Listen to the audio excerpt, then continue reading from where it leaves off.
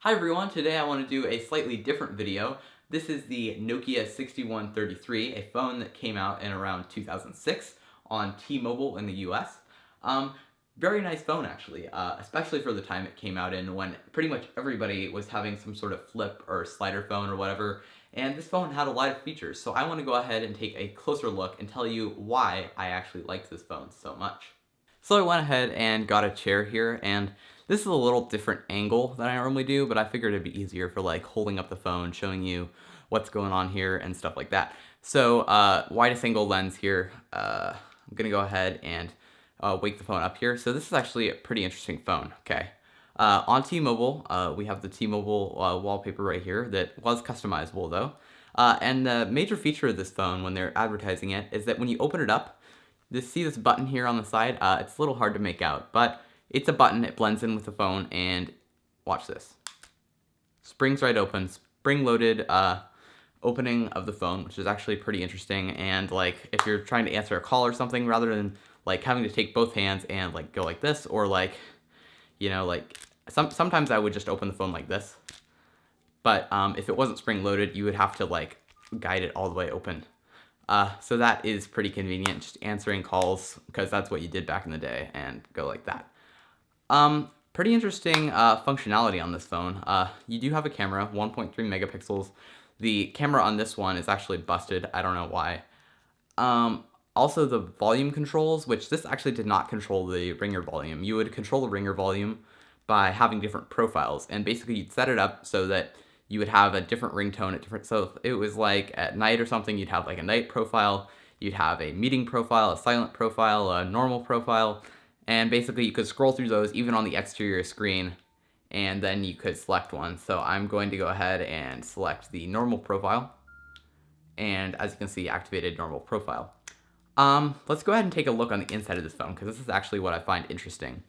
If you see this here, this has a sort of, they called it like active desktop. I don't know what it's called, but it basically gave you all kinds of functions on your screen. It would show you upcoming information. So I don't know what would come down here at the bottom, but basically it says no information, and that's what you see there.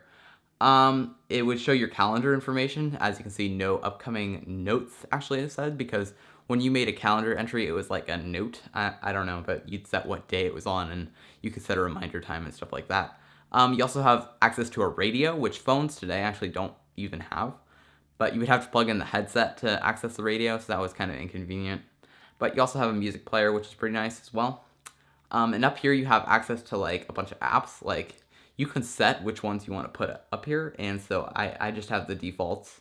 But like radio, Bluetooth options, because Bluetooth mattered.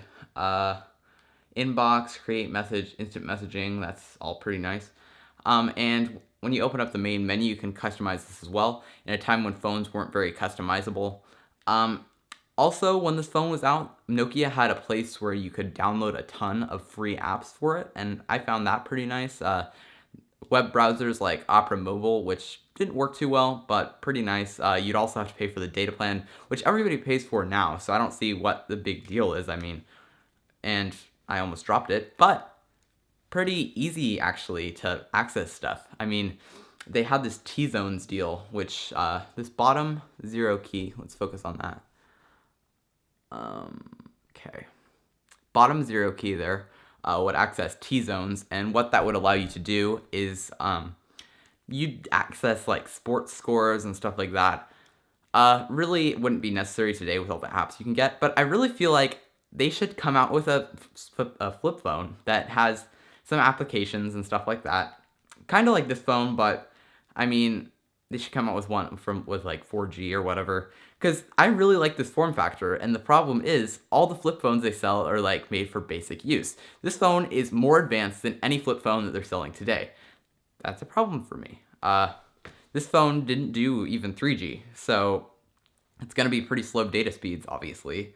And I really just wish they would come out with a phone like this today that had 4G, you know, app support, because I like this form factor. I mean, it doesn't have a QWERTY keyboard, doesn't have a touchscreen, but I don't care about that stuff anyway. This is really easy to use with one hand. In fact, it's meant for use with one hand. You could use it like this, but, you know, whatever. really like this phone. Don't know what else to say about it. Just really off of my mind saying what I like about it, and that's a lot. I really wish they'd come out with one today, but they're probably not. They're really focused on this sort of flip phone design, or not. They're not focusing on flip phone. They're focusing on this gigantic phone. I really like how this fits in my pocket too. And people wore these on holsters, if you didn't remember. They'd like wear a belt clip. But now they're a gigantic phone and they're sticking that in their pockets. So I don't know. And another plus of a phone with this design is the battery lasts a long time. In fact, they still sold car chargers, but that was because this battery lasted for so long, you wouldn't exactly know when to charge it. So you would just you'd forget to charge it, right? You'd have it for like a week, some cases two, if you were a really light user. You would have it charged up, and in your car, it would start running low. So like when, I don't know, maybe you're in your car for like a half hour, you charge up like 25%, and that'd last you another 2 days. So that's why they had car chargers, because you would forget that you needed to charge this.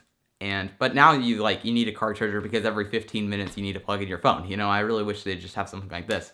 I mean, this has instant messaging, but I could really easily see that replaced with like Facebook or, I don't know, Twitter. And also like some app functionality, you know. Because a lot of the stuff I do on my phone, I could really do on here. I mean, just like checking this, I mean, this could work for email. It just doesn't have an email program because there's no apps around for it. But I think it's probably because carriers want to charge so much more. And with a phone like this, they really couldn't justify $30 a month for a data plan. They could justify it with these touchscreen phones where you can play like all the touchscreen games and stuff. But to be honest, I don't really use that stuff that much. I just want a nice small thing that I can carry around in my pocket. Anyway, I'm going to stop rambling along now. This has been a long video, but definitely my opinion. And thanks for watching. I'll see you again soon with a shorter video.